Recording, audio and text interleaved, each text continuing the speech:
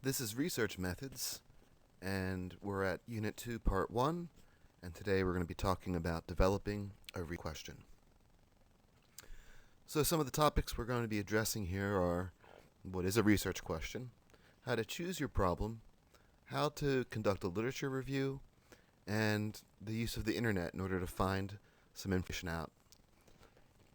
So psychologists who do research generally find problems to study in multiple ways. And not one way is better than the other, but each has different aspects that change the way in which the approach one might take. So, first, if you're early in the field, so if you're someone who's a student or you are a beginning researcher, generally you end up doing a project that's assigned to you. So you might work in a laboratory or you might work for a professor, and they might tell you, oh, I have a project that I would like you to do a little bit of research on. And so, in that sense, it's assignment that you're just doing what someone else asks you to do. The second way has to do with what's called serendipity. This is when a problem happens just to fall into your lap by luck. So it may be the case that someone might mention to you that they have an idea that they don't have time to work on, but maybe if you have time to work on it, you could do this project. So that could be one where it falls into your lap, and it might be something that you're very interested in, and that ends up being a very serendipitous moment. Another way is through personal investment. You might have a particular interest in a particular problem or a topic area in psychology. For instance, lots of students that I've had in the past have relatives that have developmental disabilities, such as autism. And so they have a personal investment in learning more about autism or other developmental disorders. And that's as good a reason as any to get involved in a topic area. And it doesn't have to be just, of course, autism. One could have depression in one's family, or one could have a grandparent who has Alzheimer's disease, and so they're experiencing cognitive decline, and therefore, that might motivate you to get involved in research in that area. And then there's collaboration.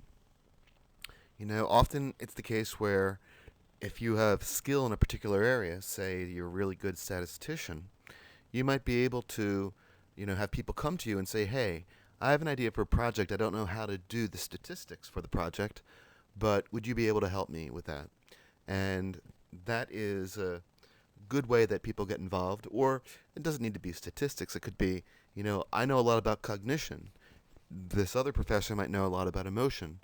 I have an idea that there might be a way in which we could combine our resources and combine our approach and come up with a novel solution that deals with both cognition and emotion. And that's a very good way in which collaborations start. I have to, admit to you that, most research that's done in psychology is done in collaboration. It's very rare that you find someone working on their own without collaborating with other people. So I just want to keep that in your mind, that collaboration is far more common than working alone.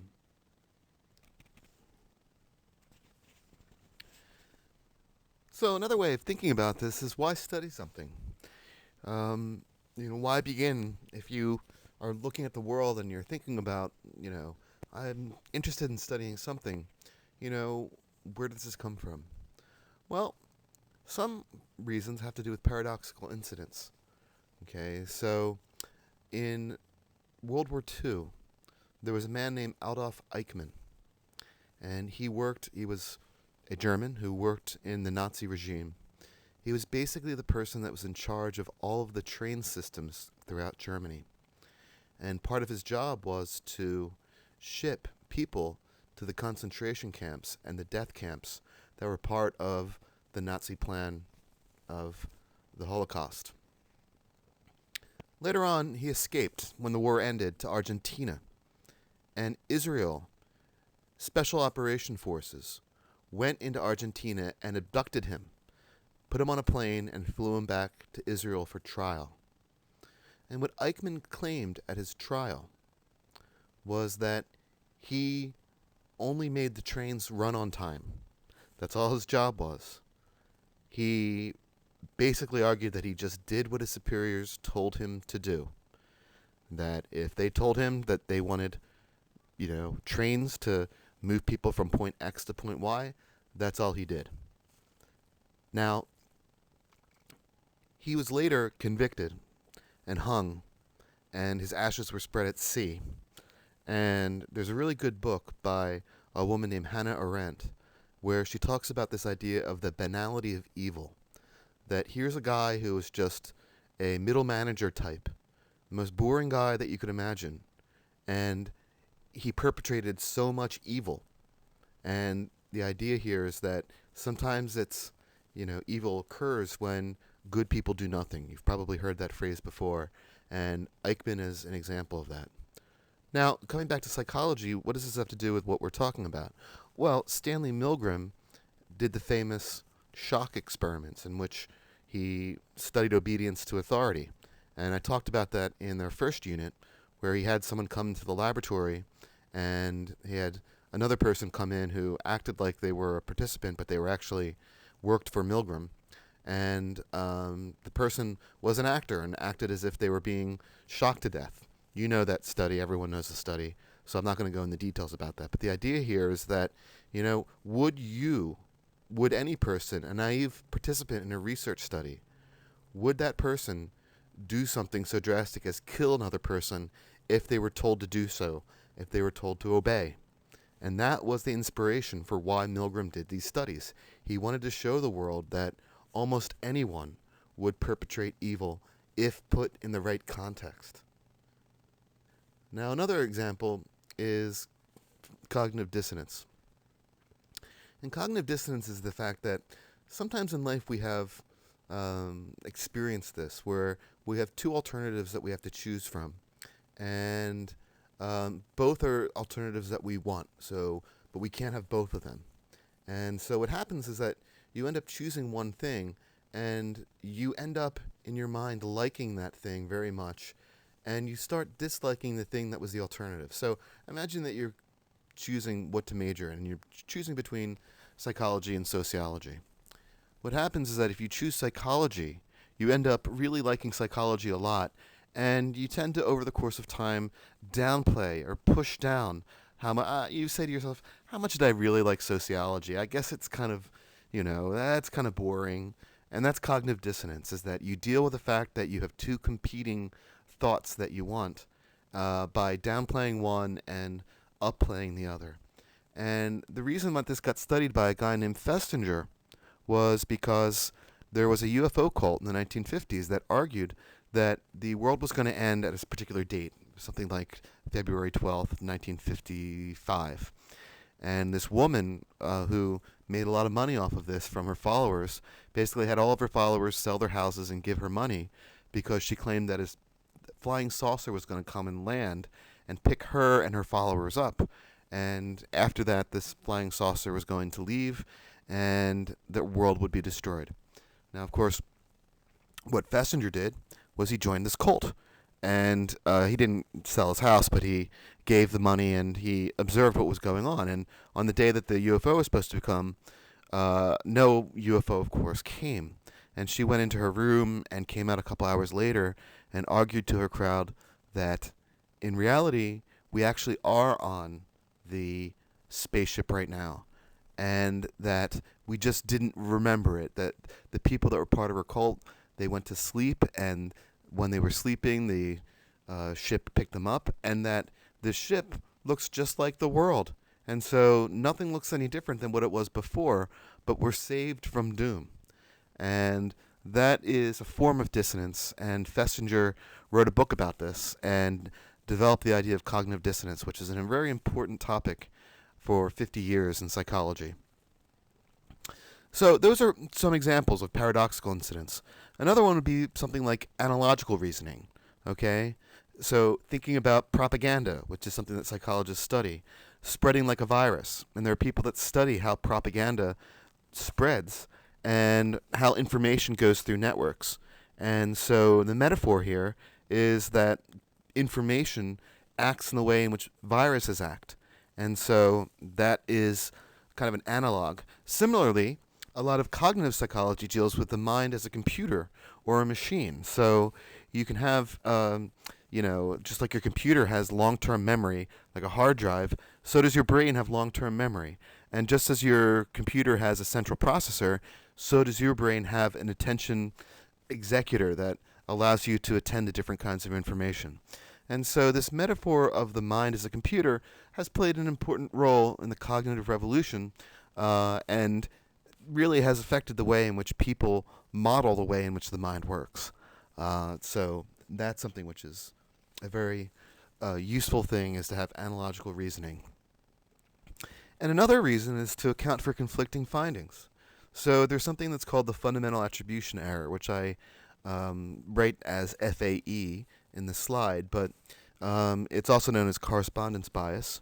And it's the idea that people tend to, in North America, and this has been observed for years, tend to blame a person's disposition.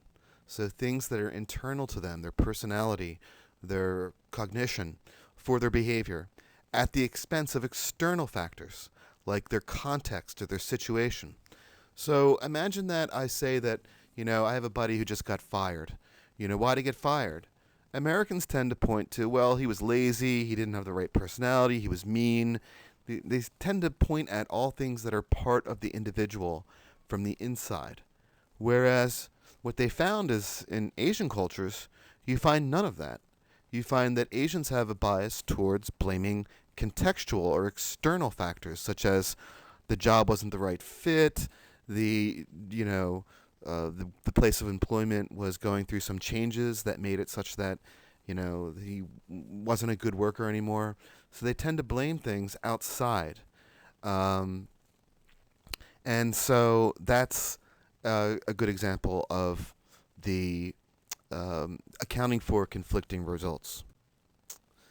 Now, another reason is to improve upon earlier findings.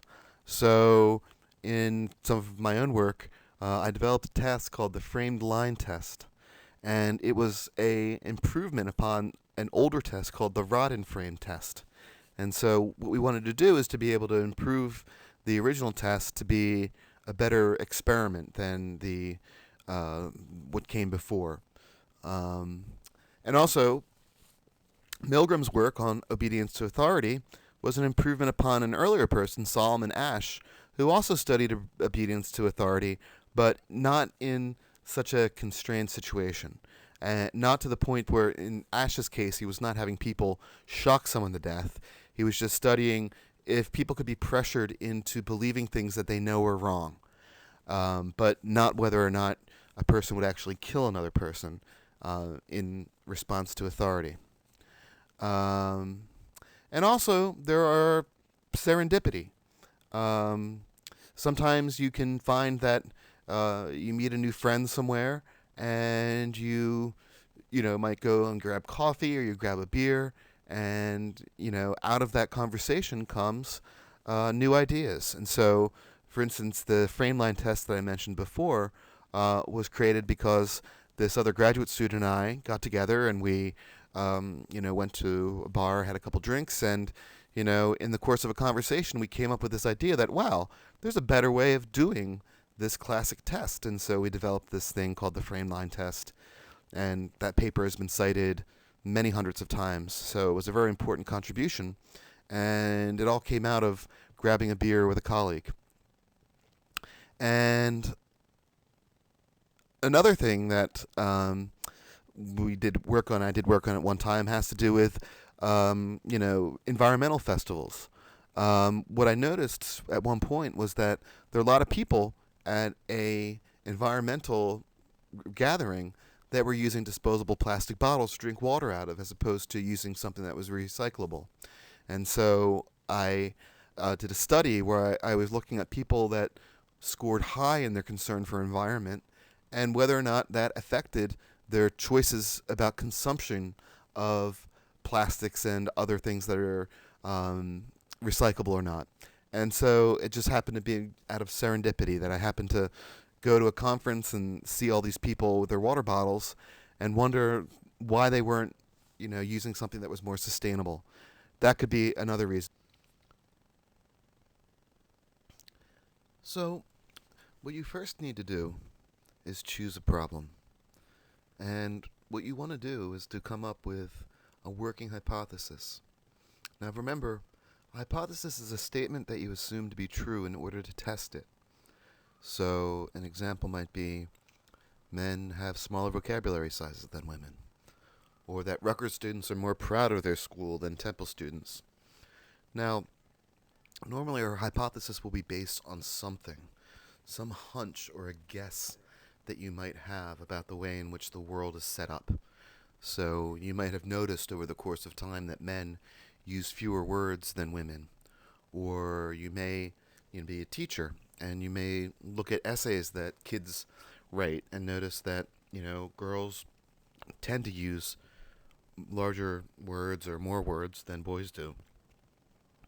Or you might, in the case of the pride in the school, you might go to a Temple rally and find that students, no one's wearing a Temple shirt, no one seems all that excited. But when you go to a Rutgers rally, you find that almost everyone's wearing a Rutgers shirt, everyone's jumping up and down, screaming and cheering, and so that might be the origin of your hypothesis.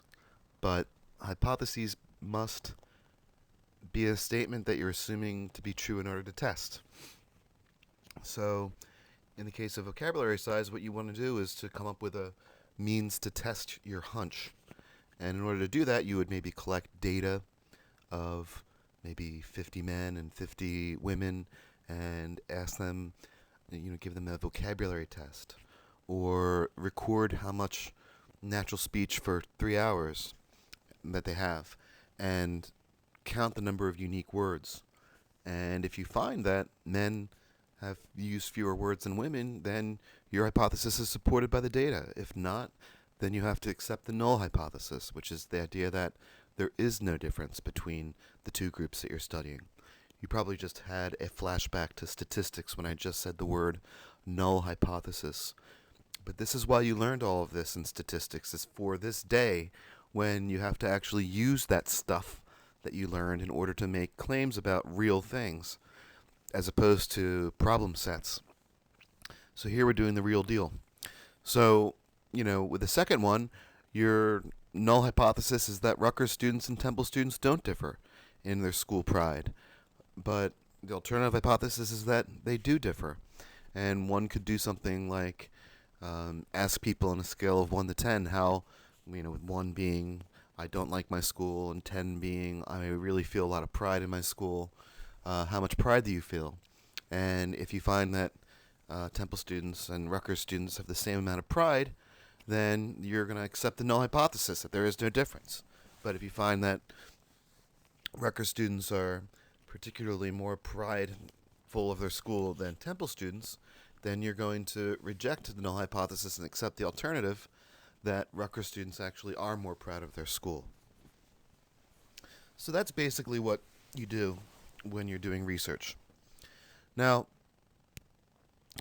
one thing I want to mention here is that in gathering evidence for the claim, what I described above is collecting your own data.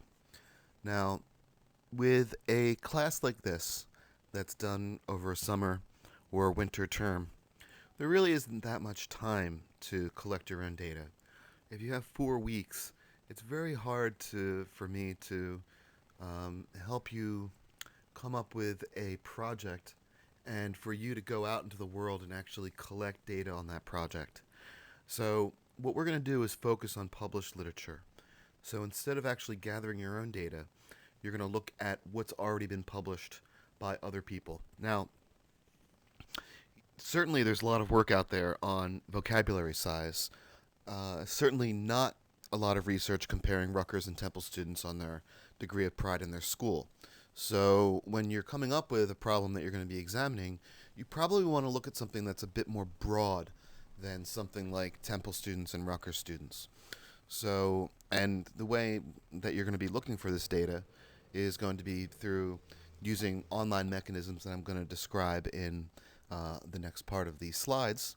But in general, what I want you to do is to find evidence in the published literature and come to a conclusion.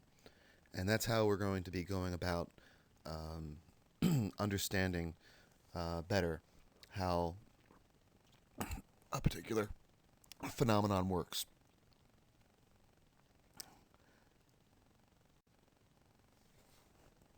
So, really, what you need to do is start thinking about topics that you might be interested in exploring in depth. Okay? So, you might want to think about what fascinates you or what interests you. And think also about projects that might be feasible to be completed during this course. So, you're not going to answer every psychological question or solve the problem of depression. But, something simple like, is there a gender difference in depression? Or is there an age difference in cognitive decline? That's the kind of stuff that you can easily find. So you want to come up with something that's feasible to do during the period of this course, and also something that's fun to do. So you want to think of a project that you're actually going to sit down and really enjoy completing and enjoy having the answer to. Because that's why we do this, is because at the end of the day, it's really fun to figure out things about the world. And as I said before, you may not collect your own data. I'm not going to prohibit it. If you want to do a project, you can collect data if you think that you can do it in a really rapid period of time. Imagine that you hand out surveys to, on Facebook, or, you work at a school and you have a whole bunch of children that you might be able to, study their, math scores and compare the average math score for male versus female in your class without, doing anything that's ethically questionable. You can do that, but I just want to warn you that that takes time, and I don't want you to go down a path that will, make it such that you can't complete a project in this period. But I want to make a statement that if you are going to be collecting your own data, you have to do stuff that is not questionable ethically. Okay, so no zapping babies with electricity, no getting people high on marijuana. What you do has to be run by me, and it has to be something which is not going to hurt anyone potentially, because we don't want to be put in a position in which you're doing something that can cause people harm. So no matter what your problem is, the first step is to conduct a literature search. And the reason for that's simple, is that even though I'm sure that you're very smart, you're probably not the first person to have thought about the topic that you would like to address in this class. So, for instance, you're not probably the first person to be interested in depression, or not the first person to be interested in cognitive decline over age. So you want to see what other people have done, because a lot of smart people have been working on these topics for many years and still haven't solved it. And that's the thing, is that even though these people may have been smart, you might have a unique and original way of looking at a problem that no one has ever thought of before. But you need to know that. You need to know that no one's thought of it before you embark upon it. Because the last thing that you want to do is to do the same thing that someone else has done already, because that would just be wasting time. You want to come up with a project that's unique, original, and new. So, someone I once knew told me that a smart person learns from his or her own mistakes, but a wise person learns from other people. And I think that's a good lesson for why we do literature searches, is so that we can learn from other people's mistakes. Now, in doing a literature search, your first step really will be to look at Google. Now, Google is the search engine that you've all grown up with, for the most part, and you can find general information about a variety of different things just using a Google search. So if you're interested in depression, a quick search will yield lots of results. Now, a second thing that you might want to do is to try Google Scholar. Now, you access that by going to the library's website. And on Sakai, there is a tutorial that allows you to have quick access to library resources. And we're going to talk about that, how to do this in a little bit. But you basically go to the library's main site, and if you're off campus, you have to log in. But what you look for is a button that says Search for Articles. And it'll give you the option of Google Scholar. You click on that.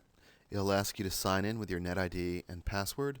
You'll do that, and it'll bring you to a web page that looks like your typical Google search engine. However, it's not searching the internet. It's searching thousands of journals that are published where people have written peer-reviewed journal articles. And that's going to be your main source of information for this course. Whereas in the past, you may have done projects where you've looked at magazines or you've come up with sources of information that were, from a variety of different places. For the purpose of this course, you really need to access peer-reviewed journals. Those are journal articles. They're articles that are written for other academics that provide a research problem, and they provide a literature review, and they will generally be a study or an experiment where they're going to be presenting data and drawing conclusions from it. So that's going to be the main place where you're going to be gathering information from. Now, a third step, which is pretty much optional at this point, is to do a search on what's called PsycInfo. It's a database that is maintained by the Association for Psychological Science that only indexes psychology journals.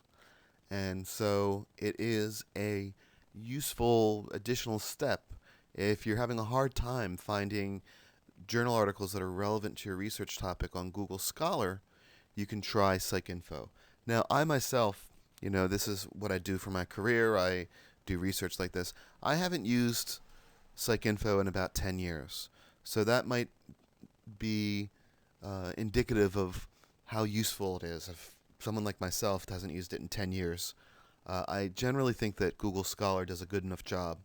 And that's really where you want to spend the majority of your time searching. Now, it's important to say that for the purpose of this course, don't only rely upon information on the World Wide Web. So, and I'll demonstrate why this is the case in a second, but the exception here is really academic journal articles that you download through things such as Google Scholar or PsycInfo, or data that you gather from the internet that is in the form of a data set that's already been collected, or if you collect your own data by doing a Facebook survey or something like that. But a lot of information on the web is questionable in terms of its validity and reliability.